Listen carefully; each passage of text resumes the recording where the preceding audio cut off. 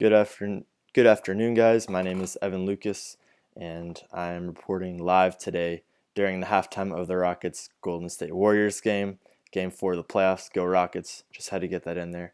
And I'm looking to teach a life lesson to you guys today, just a single one.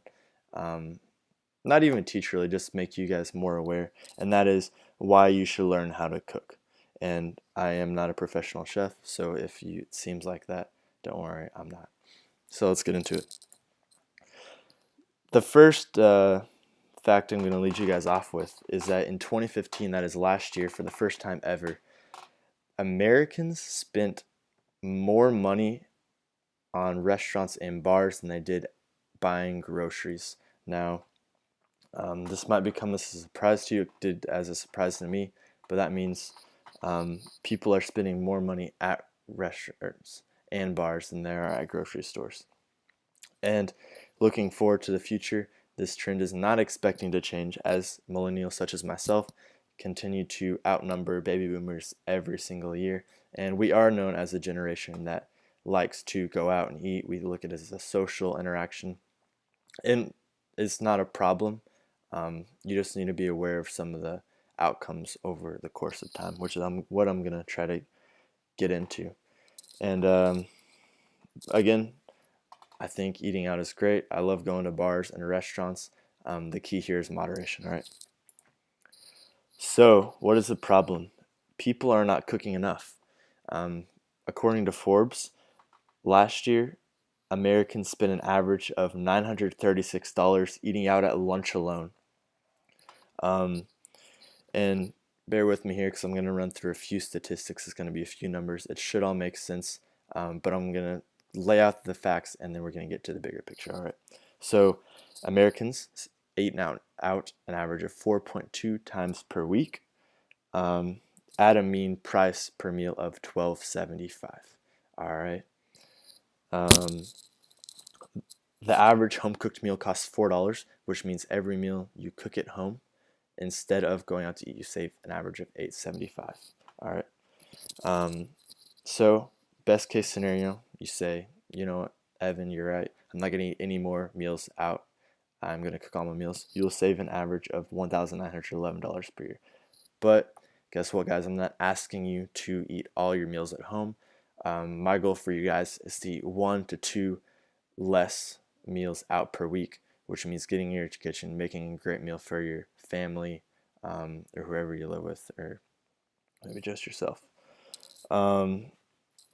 So if you eat out 1 less time per week, that will save you $455 over the course of 1 year, based on those $12.75 average meal out, based on the facts I told you earlier. The effects that really count are when you're looking at a family of 4, and the bigger the family, the better the savings. But a family of 4, if you eat out 1 less time per week, you save an average of $1,820 per year. And if you say, you know what, I'm not going to eat any more meals out, you save $7,644 over the course of 1 year, which is very substantial. And what I want to tell you guys is this is not the price for families that go out to these fancy restaurants, spend $20, $30, $40 on a meal. This is the price for an average meal, the average American, all right? So going on, why does this problem exist? Huffington Post says there are 3 reasons. 1, people don't know how to cook, and it might just be part of the situation they're cooked in, but there are a lot of resources out there such as YouTube, the Food Network on TV, and there are a multitude of great recipes on the internet that you guys can check out. Second reason, people don't have enough time. They come home from a long work day. They have taken their kids to batting practice or a school musical, and a lot of parents don't have time, so they choose routes such as pizza and stuff like that. And then rule number 3, I'm sort of guilty of this, it is not wanting to do dishes, and I can't blame them, but that's part of the process. And as I go to the next slide, you'll see the value of really going through and pushing through all these. So people don't have time to consistently cook at home. That's what's not working. My alternative solution, eat 1 to 2 more meals at home per week. That means going to the grocery store and picking out a nice meal for your family. So I did a little calculation, and this is the biggest part of my presentation. This is where you guys, it's really going to pay off for you guys to, let's see if it can clear up. All right. This is where it's going to really pay off for you guys. So I have a table right here, and it's going to be my PowerPoint that I post to if you can't see this clearly. But so if you eat one less meal out per week and you save $1,820 per year by putting this into a mutual fund with 4% interest over the course of 40 years, and talking about a long haul, like consistently doing this from the time you're 25 to 65, by the time you retire, you're going to have $173,000 extra by the time you retire. And the effects greater if you choose to cook 2 more meals at home per week and save $3,640 per year.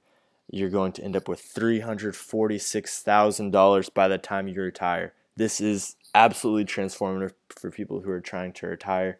This can get you the extra house that can let you sail around the world. This is so much money, and it's so simple to save. Just eat 1 to 2 meals out less per week. All right, and this is based on compound interest and a mutual fund with 4% interest. All right, so an overview, guys. Try to cook 1 to 2 more meals per week at home. This will save you in the long haul up to $173,000 to $346,000, depending on how much less you want to eat at home. Plus an added bonus, home cooked meals, when chosen carefully, you can get less calories and have a much healthier option for these. All right. Concluding thought, remember, everyone loves the chef. You will, strengthen, your family's relationships with your friends, whoever you want to cook for. And I'm going to leave you guys with a quote by Julia Child. Cooking well doesn't mean cooking fancy. You don't have to be fancy. Just do a little research on some key ingredients. Get, the core food groups, and you should be perfect. All right. Thank you very much, guys.